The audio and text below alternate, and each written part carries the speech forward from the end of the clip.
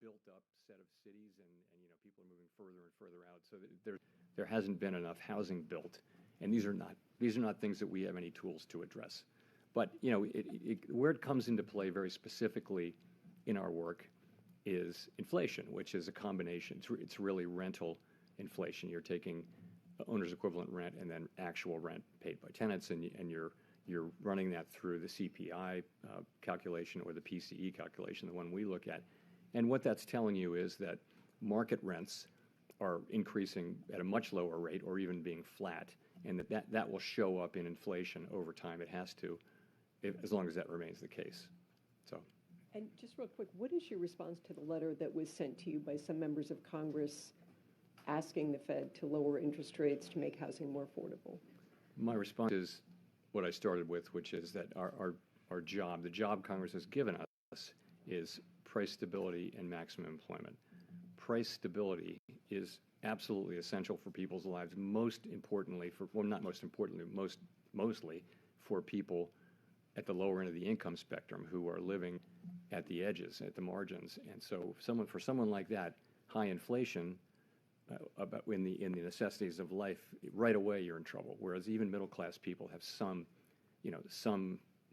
scope to absorb higher costs. So we have to it's our job. It's what society has asked us to do, is to get inflation down. And the tools that we use to do it are interest rates. So that in the months ahead. Yes. So I would start by saying that balance sheet runoff so far has gone very well. And as the process has continued, we're getting to that time where questions are beginning to come into greater focus about the pace of runoff and all that. So at this meeting, we did have some discussion of the balance sheet, and we're planning to begin in-depth discussions of balance sheet issues at our next meeting in March. So those questions are all coming into scope now, and we're focusing on them. But we're at the beginning of that process, I would say. Quick follow-up. Is it the case that the Fed would decide to lower rates and make adjustments to the balance sheet runoff in tandem? Yes, we do. We see those as independent tools, and so they don't. For example, if you're normalizing policy, you might be reducing rates but continuing to run off the balance sheet. In both cases, that's normalization. But from a strict monetary policy standpoint, they were loosening and one with tightening. So that could happen. It's not something we're planning or thinking about, but right now we're thinking about getting to a place where we're going to see the balance sheet runoff to continue. We're watching it carefully, and as I said, we'll be looking into that as a committee starting in March. Thanks. Simon Urbanovich with The Economist. Thank you, Chair Powell. You've mentioned 6 good months of inflation data, but that not being enough to build up confidence. Based on your previous response that your base case is you probably wouldn't start seeing yet in March, the implication is that 8 good months might not be enough either. Roughly how many months do you think you might need of good inflation data to be confident? Yeah, I'm not in a position to put a number on it. I'm just going to say, it's not that we don't have any confidence. We have growing confidence, but not to the point where we feel like it's a highly consequential decision to start the process of dialing back on restriction. And we want to get that right. And we feel like the strong economy, strong labor market, inflation coming down, it gives us the ability to do that. We think that's the best way we can serve the public, because ultimately we've made a lot of progress on inflation. We just want to make sure that we do get the job done in a sustainable way. That's how we're thinking about it.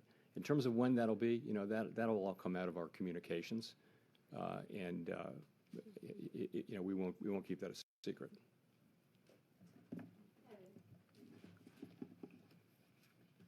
Hi, Chair Powell. Evan Reiser with M&I Market News. Can you explain a little bit more on what you're considering when tape QT? Do you need to see the overnight reverse repo facility all the way down to zero, or is it something that you can start with a couple $100 billion there? Not a decision that we've made, but I wouldn't think we wouldn't be taking a position that it's got to go to zero.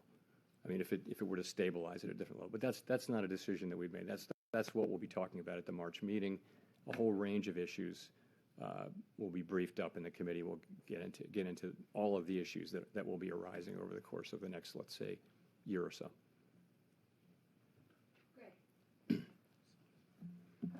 Thanks. Greg Robb from MarketWatch. Chair Powell, I want to change gears a little bit. In the presidential primary campaign that's been going on for the last 9 months or so, your name has come up often, and many Republican candidates had said that they probably wouldn't want to give you a third term. So I wanted to give you a chance to talk about that. Do you want another term? You've had on the Fed. What's your stance on that? I don't have a stance on that. It's not something I'm focused on. Focused on doing our jobs. This year is going to be a highly consequential year for the Fed and for monetary policy, and we're all of us very buckled down, focused on doing our jobs. Jennifer.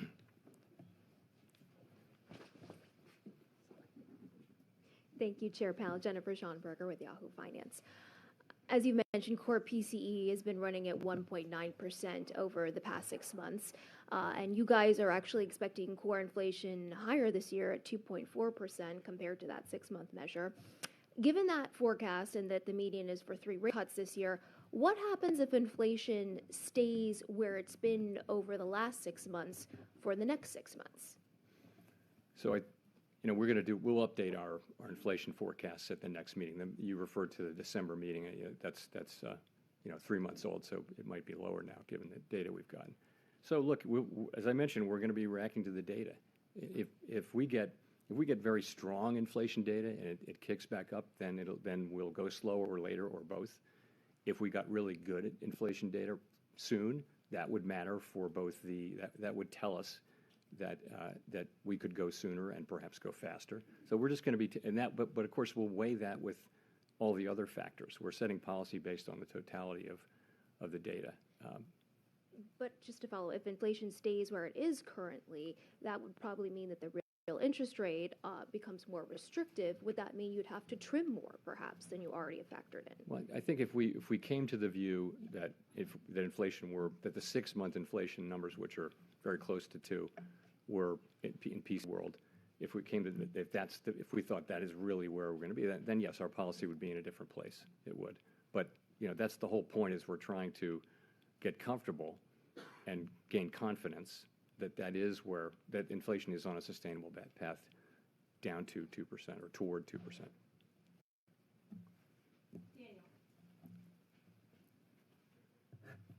Hi, Chair Powell. Daniel Davis, Agence France-Presse. I just wondered if I could get your comment on the recent consumer confidence data. It seems to suggest that consumers are sort of towards a much more optimistic view of the economy.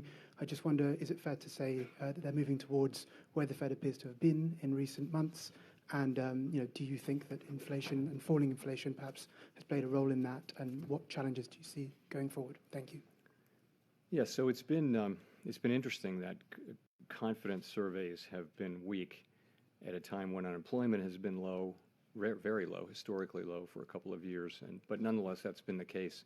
And we've asked ourselves why that is. And one obvious answer, we don't pretend to have perfect wisdom on this, but one obvious answer is that the price level is high. So prices went up much more than 2% per year for a couple of years, and people are going to the store and they're paying much more for the basics of life than they were 2 years ago, 3 years ago, and they're not happy about it. And it's fine that inflation's coming down, but the prices they're paying are still high. So that is what that has to be some part of why people are unhappy, and they're right to be unhappy. This is why we need to keep price stability. It's why we need to do our jobs, is so people don't have to deal with things like this.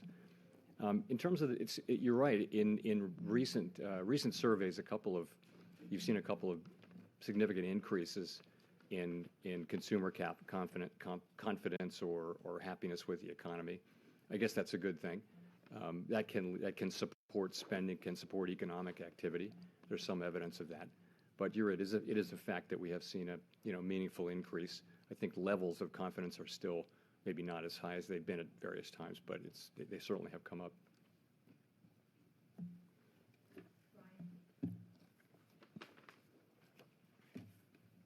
Thank you for taking our questions. Brian Menace, CNN Business. Committee members have said they'd like to meet with business leaders and stakeholders in person to learn more about the economy in real time, given that some data are subject to large revisions, the issue of seasonal adjustments being thrown off balance, and many readings of the economy being quarterly. So did any members say they've learned anything not yet reflected in the data, or have you yourself learned anything through anecdotal evidence that hasn't been captured in the data yet? Well, yes. I'm a big believer that yes. So we do meet with outside groups who come from all different parts of the economy, and I always feel like I spent most of my life in the private sector looking at companies, individual management teams, and then building out from that. And so starting with GDP data and working into what's actually affecting people's lives is challenging. It's very hard. So I really like anecdotal data. In addition, as you know, the 12 reserve banks have really the best network of anyone. That in all their districts, they're talking to, not just the business community, but the educational, medical, all nonprofit community. They have arms into all of that. And so when they come back, that's what goes into the beige book. But that they come back, and what each reserve bank president does is during the Outlook go-around, they'll say, in my district, and they'll talk about 100 conversations. They won't talk up. They will give you input based on 100 conversations that they've had with people of all different walks. And I personally find it very helpful in understanding what's going on. And also, I think you hear things before they show up in the data sometimes. Did any of them note a slowing economy based on what they've heard from their district? Yes, I mean, if you look back at the last, not this beige book, but the one before, there was a lot of slower activity. I think that what you're hearing now is things are picking up a bit. You're hearing not in every district, and not every person that we talk to, but you're overall, it feels like you're hearing things picking up at the margin. So that's what comes through.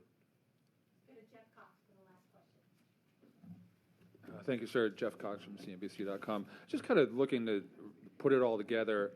You talked about basically the economy looking strong with 3.3% annualized growth in the fourth quarter.